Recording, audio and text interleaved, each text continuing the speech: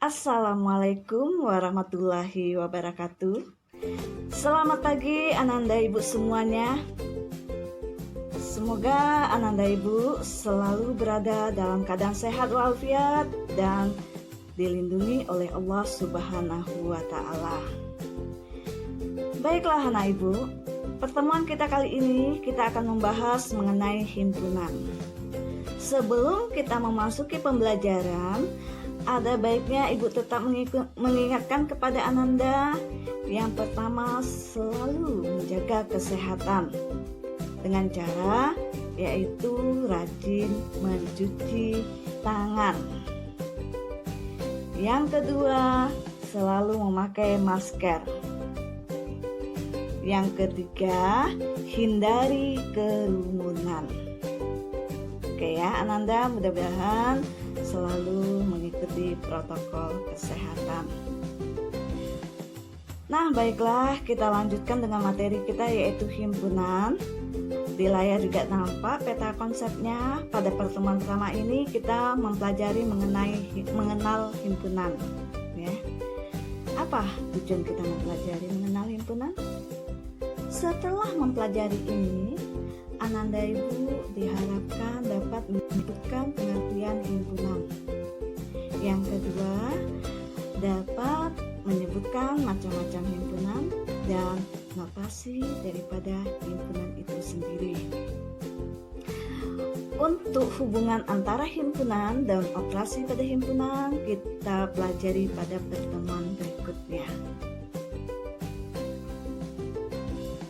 Oke Ananda, kita masuk yang pertama, mengenal himpunan, yaitu pengertiannya terlebih dahulu harus kita ketahui.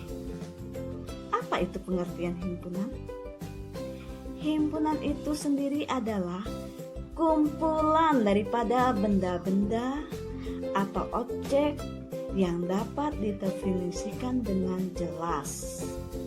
Contoh, kumpulan hewan berkaki 2, kumpulan hewan berkaki 4, kumpulan alat tulis kantor. Nah, itu termasuk daripada himpunan karena dapat kita definisikan dengan jelas. Selanjutnya, yang kedua, notasi dan keanggotaan himpunan. Bagaimana pula dengan notasi dan keanggotaan himpunan? Yaitu suatu himpunan biasanya dilambangkan dengan huruf kapital atau huruf besar. Contoh A, B, C, D, dan seterusnya sampai Z, tapi menggunakan huruf besar. Sedangkan keanggotaannya sendiri ya berada di dalam kurung kurawal. Jadi ingat, kurung kurawal ya Ananda.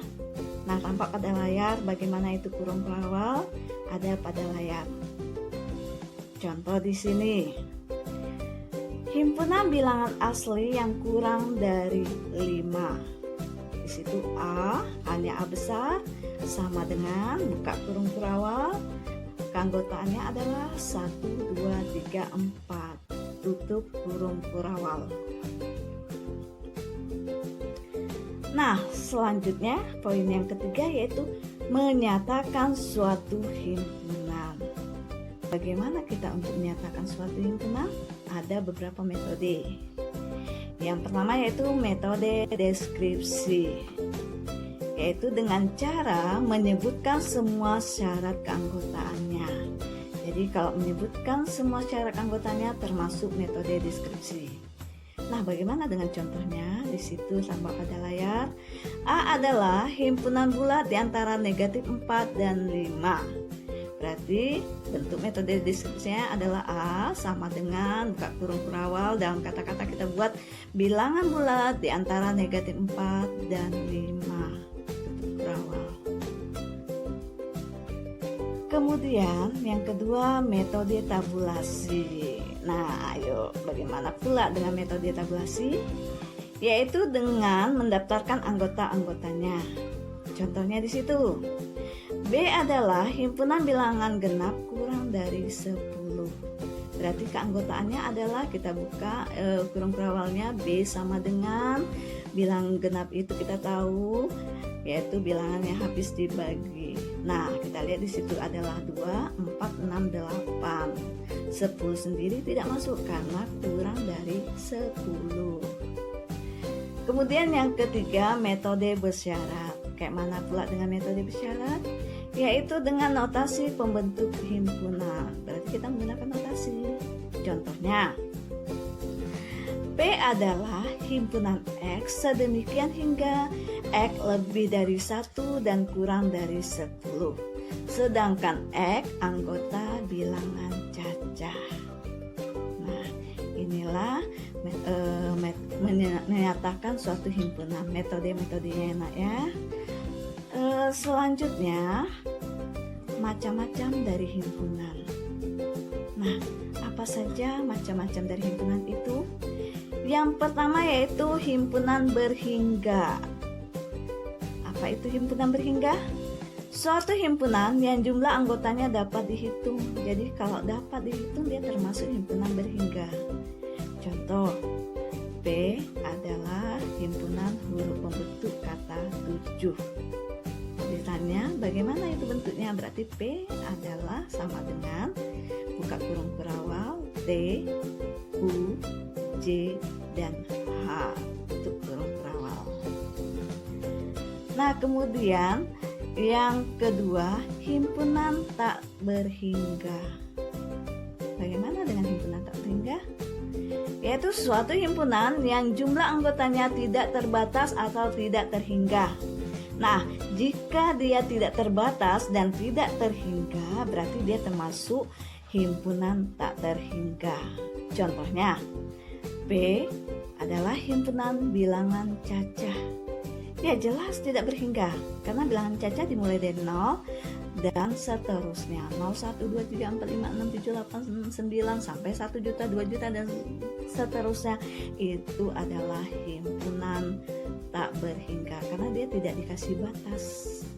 Kalau kita tahu bahwa bilangan cacah itu adalah dimulai dari 0 dan seterusnya. Kemudian yang ketiga, himpunan kosong.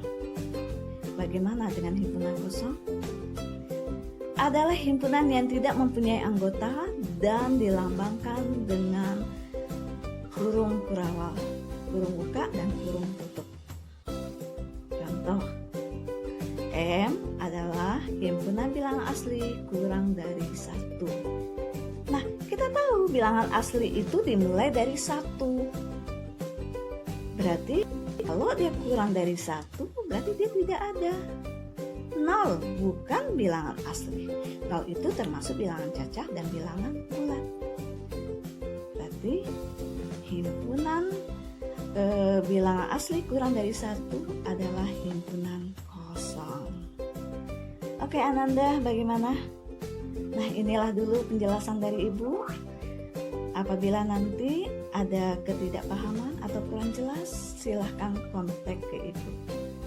Akhirnya Ibu tutup dengan Assalamualaikum warahmatullahi wabarakatuh.